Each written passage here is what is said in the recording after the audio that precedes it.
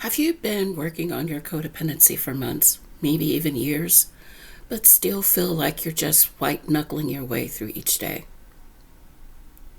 Here's what nobody tells you. There's a massive difference between surviving codependency and actually healing from it. And today, I'm going to show you the 5 signs that prove you're not just surviving anymore. You're genuinely healing. And some of these might surprise you. Hey, I'm Elisha, and welcome back to Elisha Space. If you're new here, this channel is all about trauma healing, breaking cycles, and having the real conversations about mental health that nobody else wants to have. Now, I've worked with hundreds of people recovering from codependency, and I've noticed something important. Most people can identify when they're in codependency, but very few can recognize when they're actually healing from it. Why does this matter? Well, because if you don't know you're healing, you might give up right before the breakthrough. Or worse, you might mistake survival mode for recovery and stay stuck there for years. So let's change that today. Before we dive in, I want you to know something. If you're watching this video, you're already further along than you think. The fact that you're even questioning whether you're healing shows self-awareness that most people don't develop until much later in their recovery journey. So take a breath. You're doing better than you realize. Now let's talk about what real healing actually looks like, because it's probably not what you've been told. Sign number 1, you can sit with discomfort, both yours and other people's, without immediately trying to fix it. This is huge, and here's why. When you're in codependency, other people's discomfort feels like a 5-alarm fire in your nervous system. Someone's upset, you need to fix it now. Someone's disappointed, that's a crisis you must solve immediately. But when you're healing, you start to notice something different. Your friend calls you upset about their relationship, and instead of immediately jumping into problem-solving mode or taking responsibility for their feelings, you can just listen. You can hold space without absorbing their emotions as your own. Or here's an even bigger one. You feel uncomfortable, maybe anxious, maybe sad, and instead of immediately distracting yourself, calling someone, or people-pleasing your way out of it, you can actually sit with that feeling.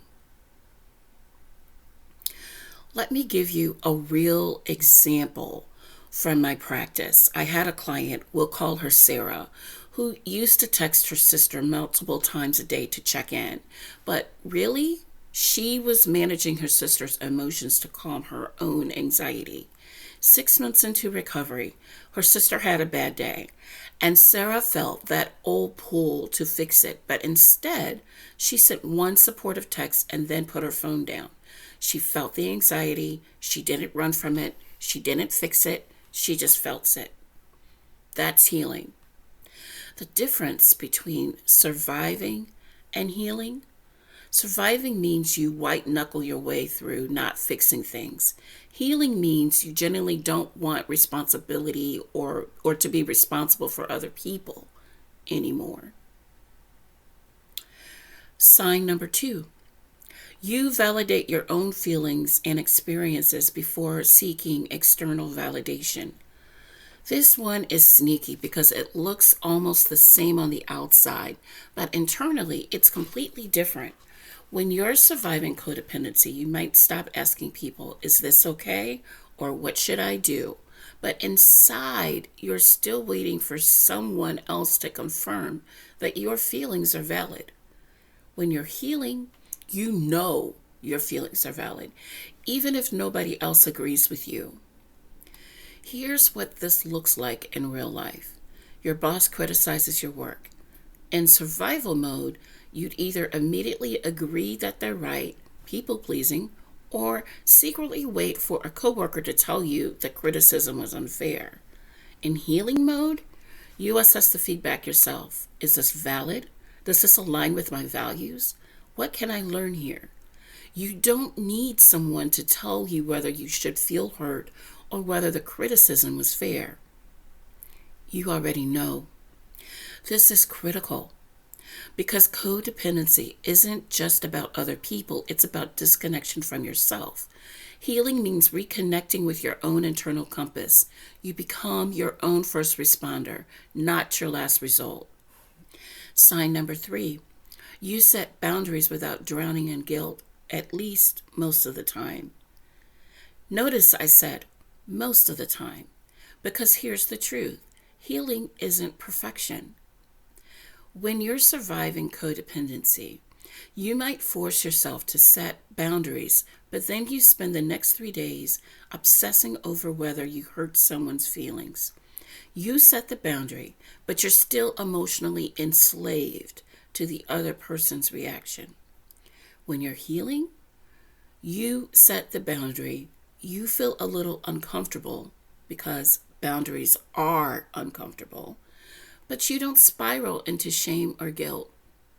Let me paint you a picture. Your mother calls and asks you to host Thanksgiving dinner again, even though you hosted last year and you're exhausted. Survival mode, you say no, but then you can't sleep that night. You replay the conversation. You're imagining her telling other family members you're selfish. You're already planning how to make it up to her. Healing mode, you say no. You feel a little guilt because you're human, but you are also feel proud. You trust that you made the right decision for yourself. And if she's upset, that's her work to do, not yours. Here's the thing. You might always feel a little guilt when you set boundaries.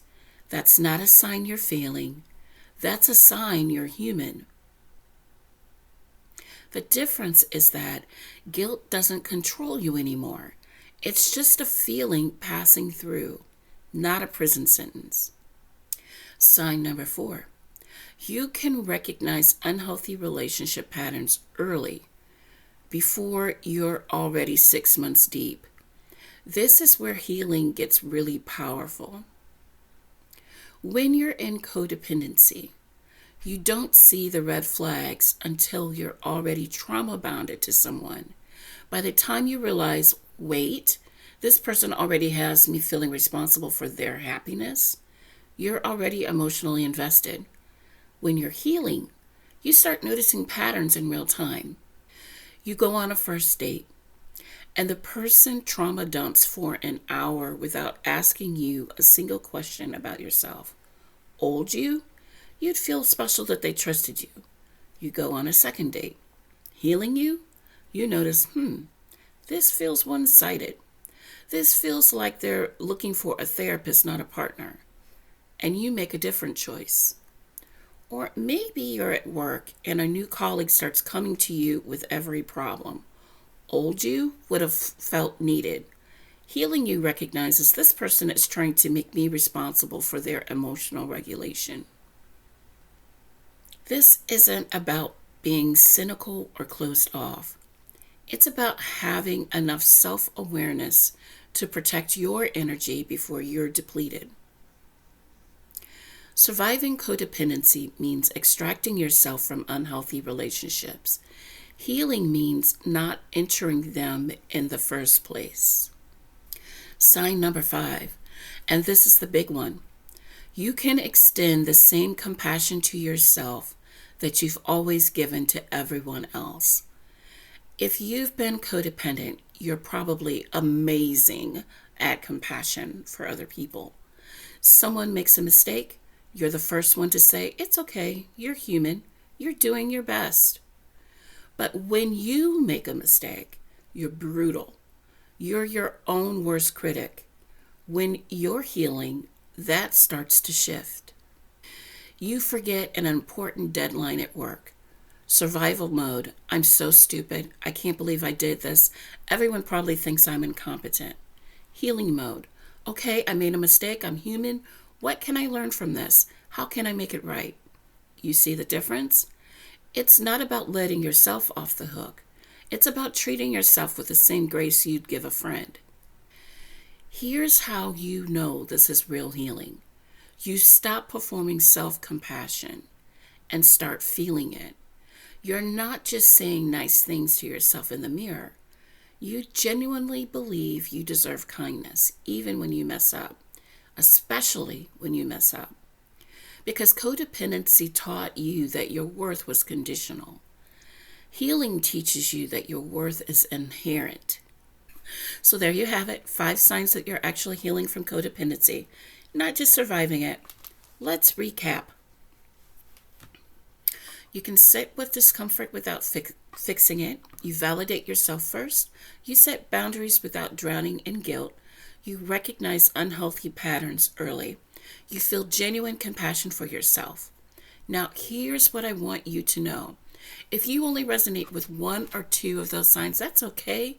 Healing isn't linear. Some days you'll feel like you're thriving. Other days you'll feel like you're back at square one.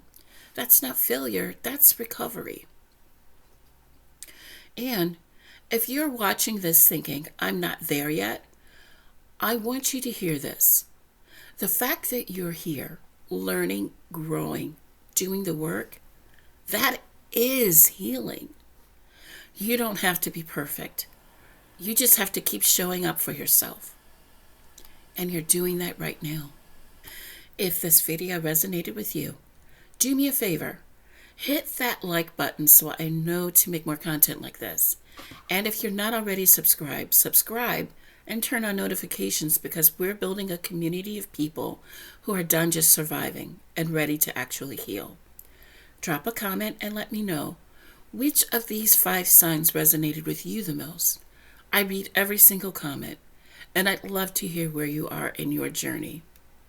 And if you want to dive deeper into codependency recovery, check out the video. I'll link it in the description about why codependents attract narcissists.